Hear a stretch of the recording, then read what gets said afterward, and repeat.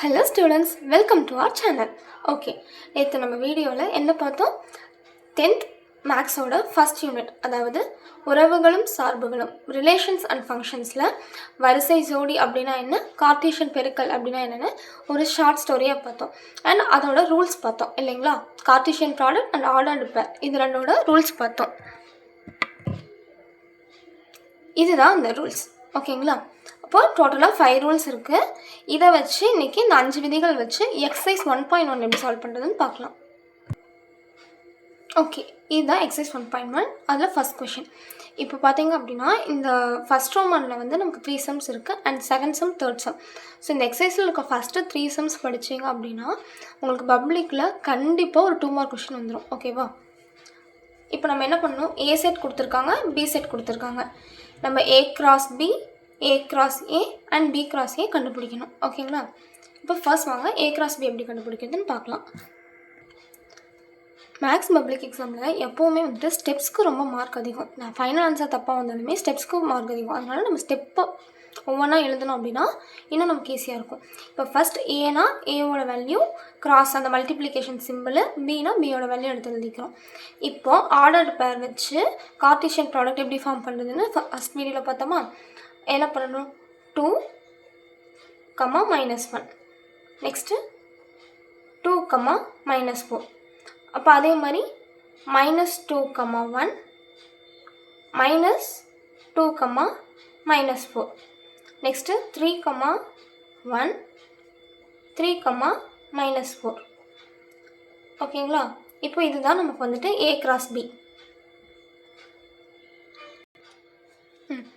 இப்போ வாங்க, இப்போது பி கிராஸ் ஏ வந்துட்டு நான் கண்டுபிடிக்கணும். ஏன் அப்படின்னா இப்போ ஆல்ரெடி நமக்கு வந்து கொஷனில் வந்துட்டு என்ன பண்ணியிருக்காங்க, ஃபஸ்ட்டு ஏ கிராஸ் பி, அப்புறம் A cross A and B cross A கண்டுபிடிக்கணும். நான் வந்துட்டு இப்போ இது ரெண்டும் கண்டுபிடிச்சிங்க அப்படின்னா உங்களுக்கு வந்து இதோட டிஃப்ரென்ஸ் வந்து கொஞ்சம் தெரியும். அதனால் நான் வந்து சொல்லித்தரேன்.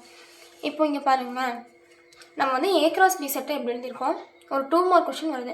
அப்போது இது ஃபஸ்ட்டு ஸ்டெப்பு, இது வந்து செகண்ட் ஸ்டெப்பு. அப்படிங்கிறனால நமக்கு வந்துட்டு ஈஸியாக வந்துடும். இப்போ நான் எடுத்தோடனே பி கிராஸ் ஏ இப்படி ஒரே ஸ்டெப்பில் முடிச்சேன்னா அது பார்க்குறதுக்கு ஸ்டெப் கம்மியாக இருக்குல்ல. ஓகேவா?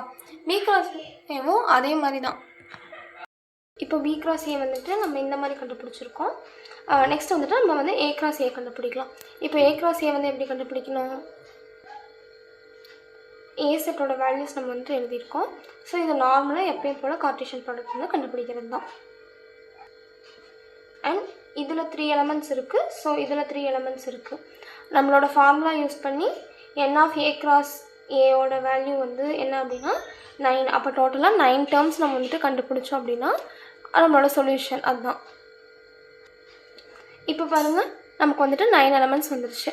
இதுதான் நம்மளோட ஃபைனல் ஆன்சர். அப்போ நம்ம ஏ கிராஸ் பி கண்டுபிடிச்சிட்டோம், பி கிராஸ் ஏ கண்டுபிடிச்சிருக்கோம் அண்ட் ஏ கிராஸ் ஏ கண்டுபிடிச்சிருக்கோம். எக்ஸாமில் வந்துட்டு இதிலேருந்து ஏதோ ஒரு சப்டிவிஷன் இல்லைனா 2 சப்டிவிஷன் மட்டும் கண்டுபிடிக்க சொல்லி கேட்பாங்க. அண்ட் இதெல்லாம் வந்து ரொம்ப இம்பார்ட்டண்டான ஒரு 2 மார்க்ஸ். ஸோ அதே மாதிரி இதையே நீங்கள் வந்து கண்டுபிடிங்க. இது 2 ஹோம்ஒர்க். சப்போஸ் இது உங்களுக்கு வந்து சால்வ் பண்ண தெரியல அப்படின்னா கமெண்ட்ஸில் வந்துட்டு சொல்யூஷன் அப்படின்னு சொல்லி போடுங்க, இல்லை 213 அப்படின்னு சொல்லிட்டு சொல்லுங்கள். நான் உங்களுக்கு வந்து நெக்ஸ்ட் ஆன்சர் கொடுக்குறேன். இதுக்கு ஹிண்ட் மட்டும் கொடுக்குறேன். ஏ செட்டு பி செட் வேல்யூ இருக்குது. நம்ம ஆல்ரெடி ரூல்ஸ் பார்த்துருக்கு இல்லைங்களா? அப்போ அதில் இந்த 4th ரூல்ஸ் தான் வந்துட்டு நம்ம இங்கே வந்து யூஸ் பண்ண போகிறோம் இந்த சம்க்கு. ஓகேங்களா? சால்வ் பண்ணுங்கள். தெரிலன்னா கமெண்ட்டில் சொல்லுங்கள். தேங்க்ஸ் ஃபார் வாட்சிங்.